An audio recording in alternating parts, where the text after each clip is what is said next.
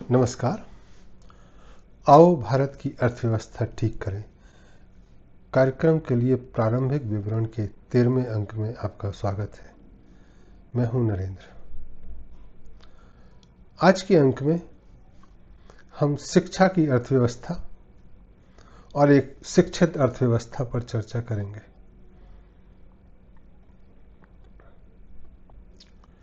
एक अच्छी व्यवस्था के लिए शिक्षा का क्या महत्व होता है और शिक्षा पर कितना पैसा और किसको खर्च करना चाहिए, उसकी अर्थव्यवस्था कैसे हो, इस पर चर्चा करेंगे। तो कहते हैं कि समाज का आईना शिक्षा होती है। कुछ लोग कहते हैं कि मीडिया समाज का आईना होती है, लेकिन समाज का आईना असल में शिक्षा होती है। अगर समाज आपको बेतरतीब दिखाई दे रहा है तो ये मान के चलिए कि समाज की शिक्षा ठीक नहीं है। और पूरी दुनिया में अफरा तफरी, युद्ध का माहौल, आतंक का माहौल, डर का माहौल, संवेदनाओं पे जीने वाला, प्रोस्टिट्यूशन, पोर्नोग्राफी चल रही है, शराब, नशा, तमाम ड्रग्स का नशा, ह्यूमन ट्रैफिकिंग चल रही है। तो मान के चलो कि दुनिया में शिक्षा व्यवस्था ठीक नहीं है।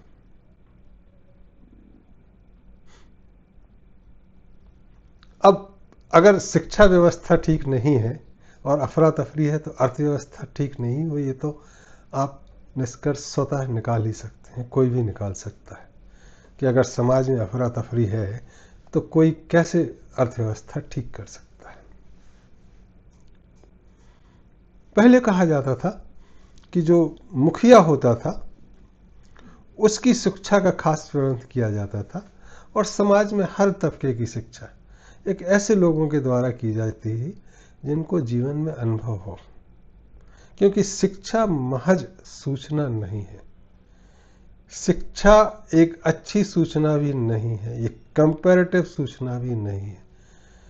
और शिक्षा सिर्फ दूसरों के अनुभवों को सुनना, स्टोरी टेलिंग नहीं है। शिक्षा एक जीता जागता, एक लाइव डेमोन्स्ट्रेशन, एक लाइव डिस्कशन और उसके साथ जीते जागते व्यक्ति के साथ तादाद में बना रहे तो आप उसका अनुसरण, उसके अनुगामी बनते हैं, तब जाके शिक्षा और दीक्षा पूरी होती है। अन्यथा किताबी ज्ञान होता है जो आज आप अगर शिक्षक से ले रहे हैं तो कल कंप्यूटर और एआई उससे ज़्यादा अच्छा ज्ञान दे सकता है। तो फिर शिक्षा के शिक्षकों की ज़रूरत नहीं है, ऐसा आप कह सकते हैं। ऑनलाइन आप पढ़ा सकते हैं, लेकिन जो वाकई में शिक्षा है, जो अनुभव के आधार पर है, तो एक 25 वर्ष का लड़का या लड़की कैसे शिक्षक हो सकते हैं? उसने जीवन में देखा ही कितना है। तो ऐसे लोग शिक्षक हों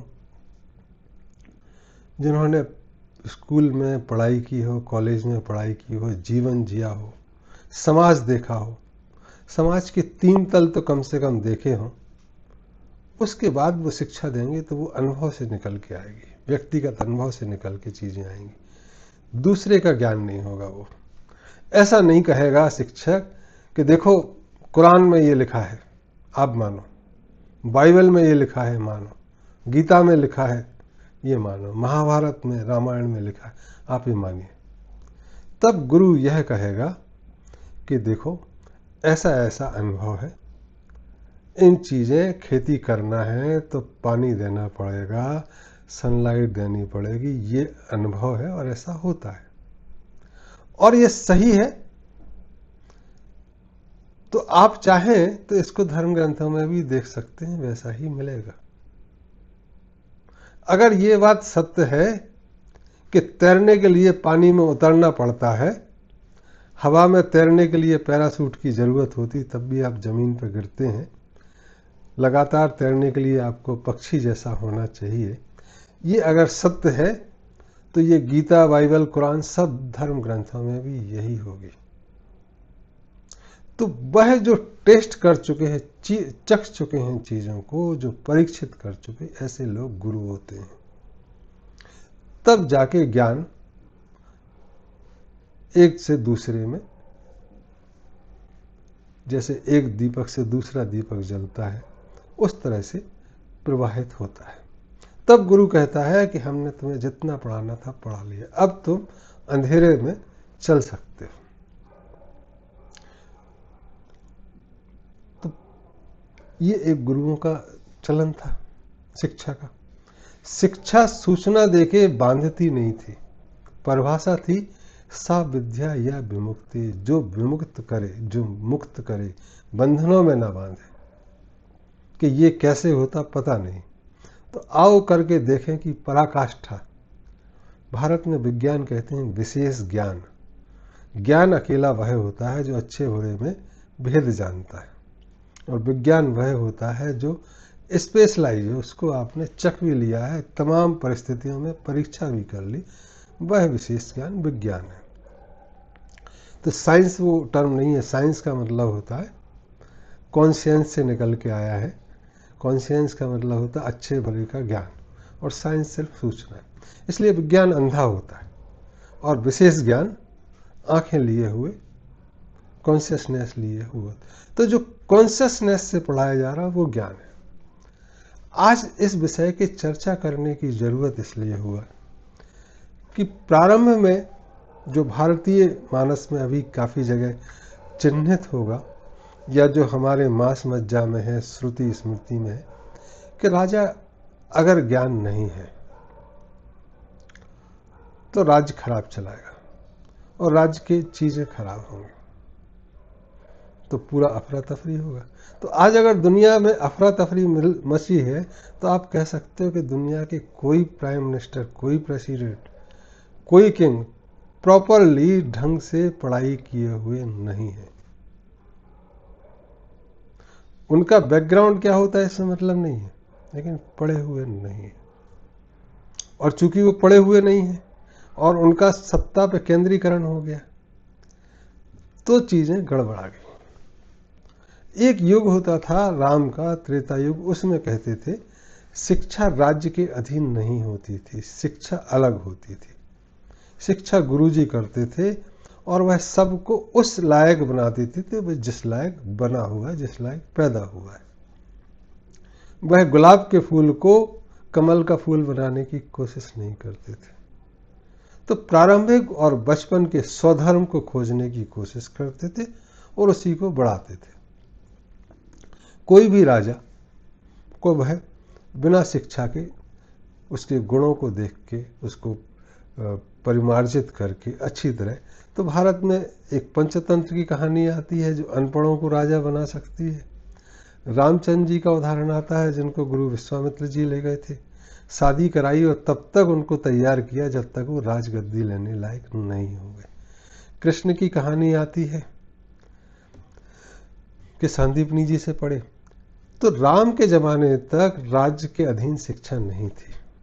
शिक्षा अधीन हुई द्वापर युग में, जब कौरवों पांडवों को पढ़ाने के लिए द्रोणाचार्य आए, और उसके बाद शिक्षा राज्य के इतने अधीन हो गए कि आज उसकी कोई सीमा ही नहीं है। शिक्षक शिक्षक नहीं बचे, भिक्षक जैसे हो गए। कुछ सूचना लेते हैं और तनख्वाह में पढ़ाए चले जाए। कई जगह तो सबसे कम तनख्वाह शिक्षकों की, और क्लास में जो सबसे फसड्डी होता है वह शिक्षक होता है। तो शिक्षा चौपट हुई तो अर्थव्यवस्था चौपट हो गई। आप सरप्राइज करोगे कि दुनिया में कोई राष्ट्रपति, कोई प्रधानमंत्री की कोई फॉर्मल ट्रेनिंग नहीं है।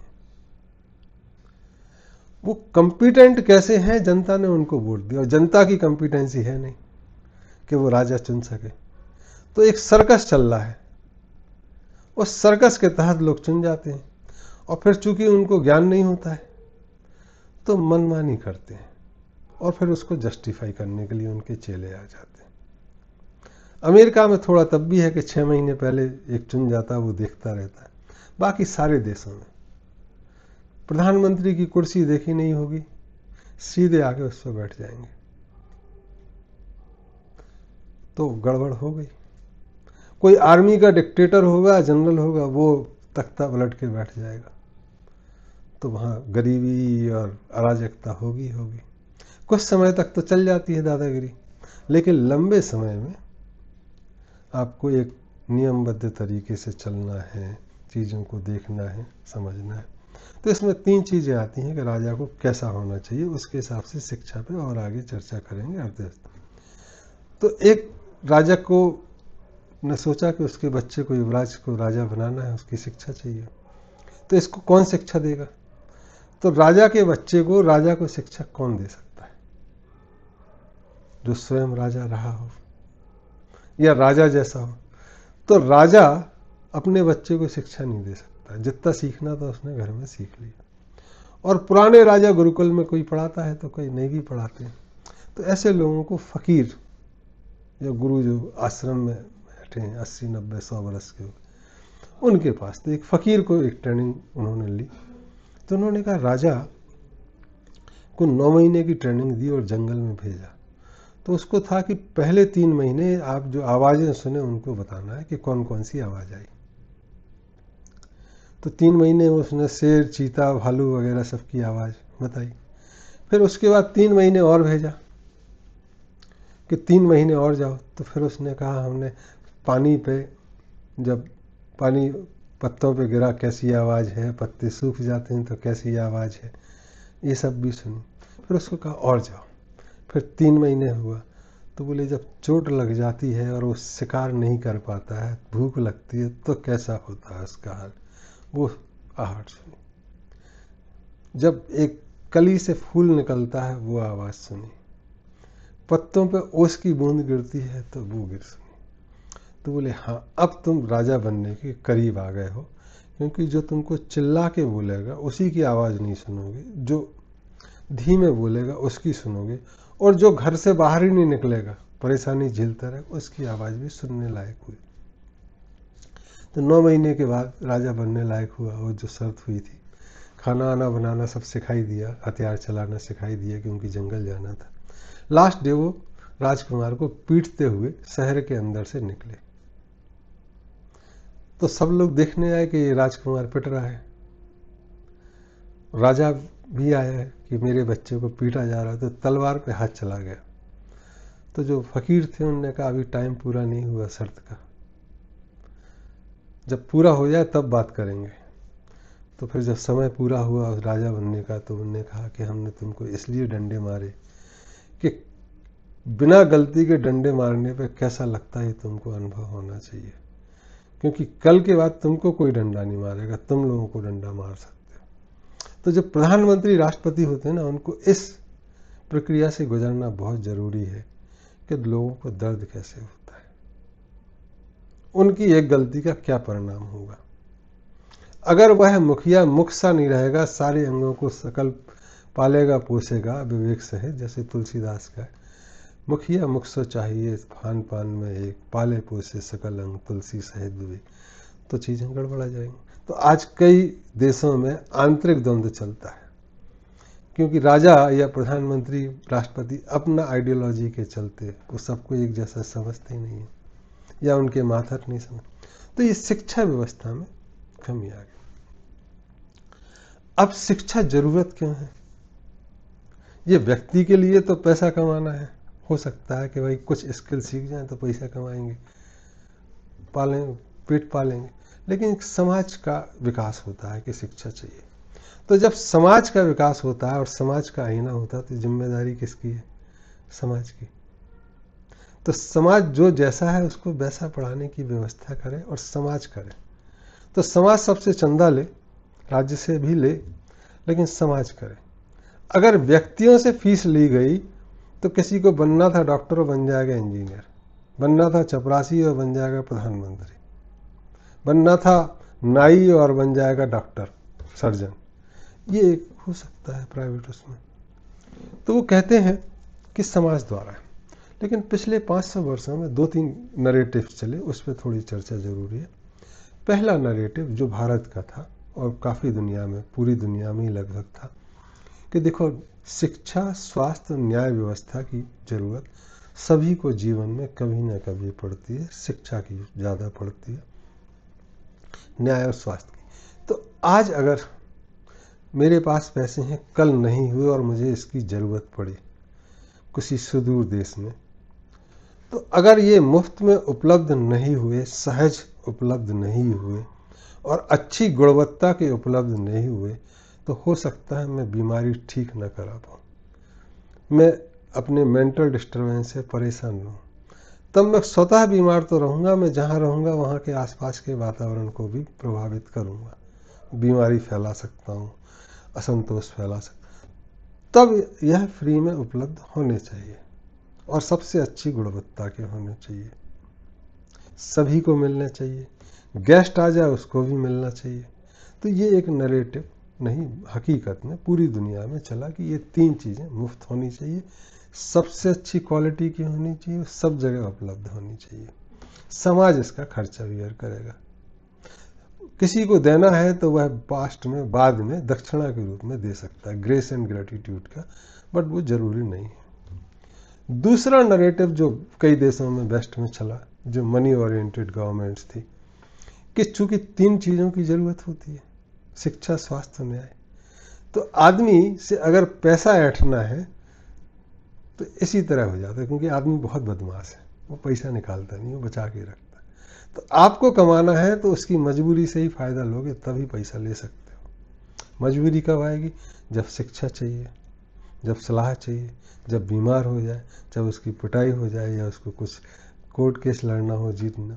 तो इन तीनों को पैसे से दिया जाए, और जो जितना पैसा था उसको उतनी शिक्षा, उस तरह का स्वास्थ्य, उस तरह का न्याय मिले। तो एक कंपटीशन, एक व्यापार इस पर शुरू हुआ, और आज पूरी दुनिया में जो खराबी नज़र आती है वो इसी के कारण है कि सब चीज़ें पैसे से, और फिर अब न्याय पैसे से भी नहीं मिलता। भारत में 5 करोड़ की स्पेंडिंग, अस्पतालों में लाइन लगी हुई है, प्राइवेट ओपीडी 1000-2000 रुपये फीस देने के बाद भी आपका नंबर 2 घंटे बाद आता है। डॉक्टर एपिटोम नहीं है कि वो स्वास्थ्य के डॉक्टर है, हेल्थ मिनिस्टर नहीं लगेगा कि वो हेल्थ का मिनिस्टर, वो बीमार नजर आएगा। शिक्षा मंत्री शिक्षा का गुरु जैसा नहीं लगेगा। तो बड़ी विकृति आ गई है।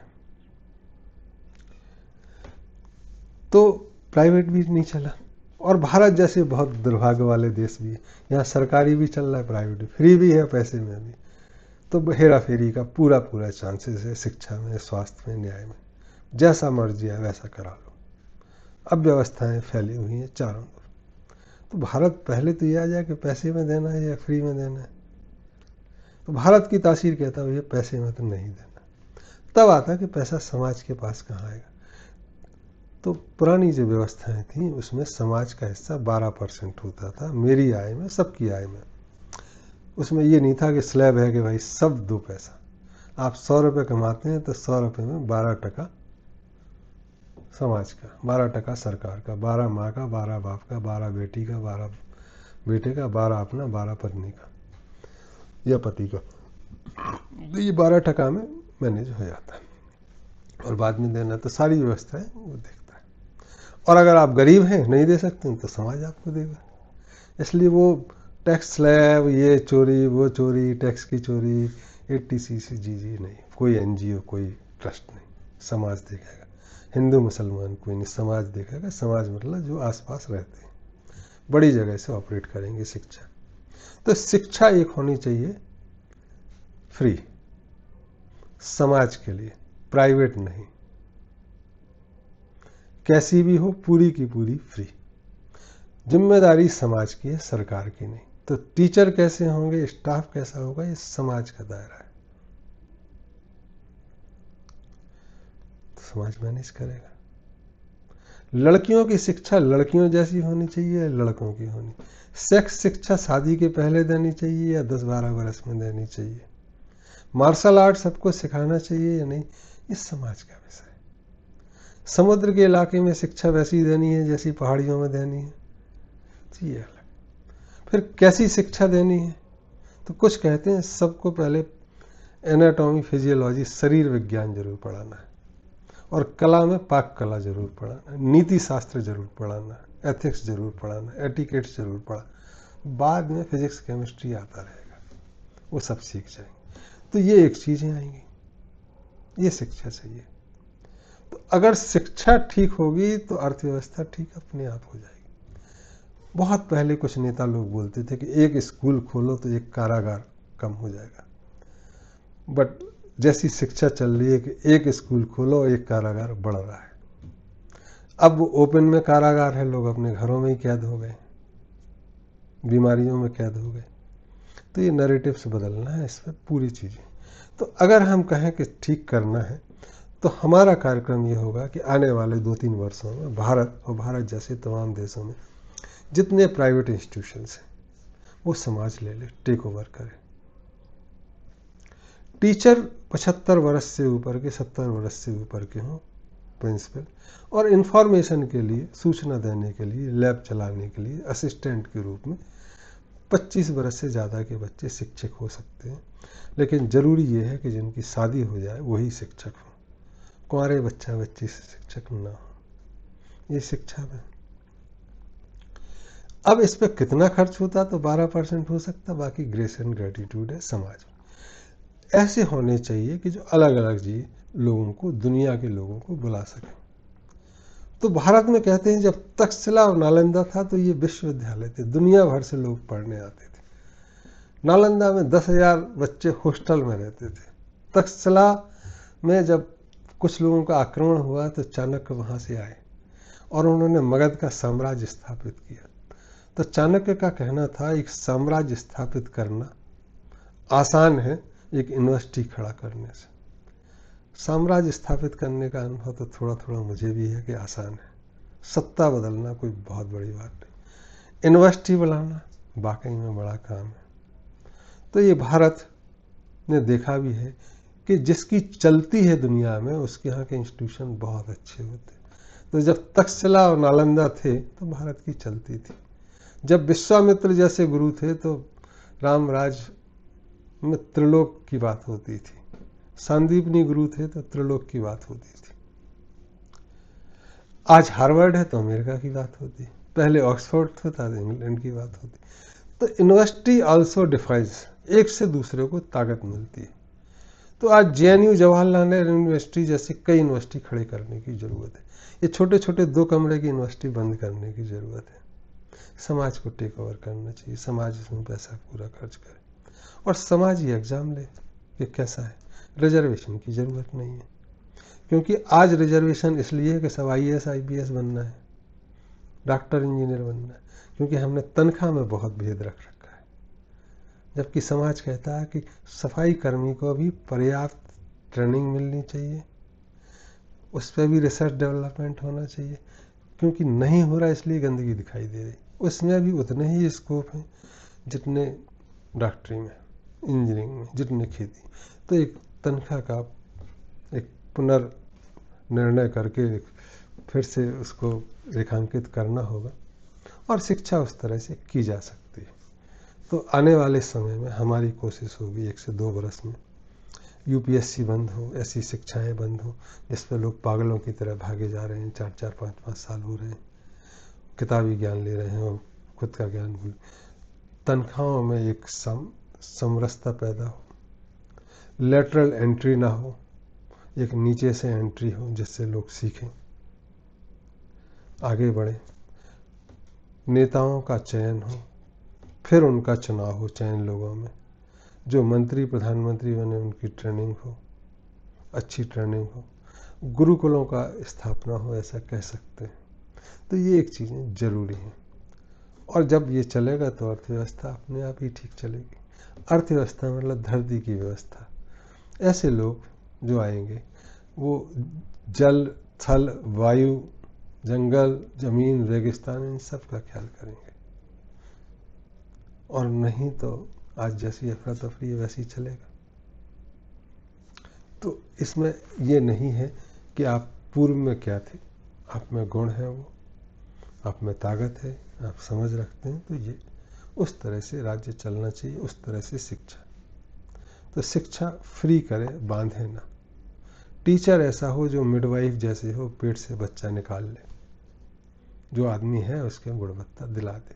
तो ये शिक्षा में, इसके बारे में बहुत सारी चीज़ें लिखी हैं कि मुफ्त क्यों होनी चाहिए, समाज को क्यों चलानी चाहिए।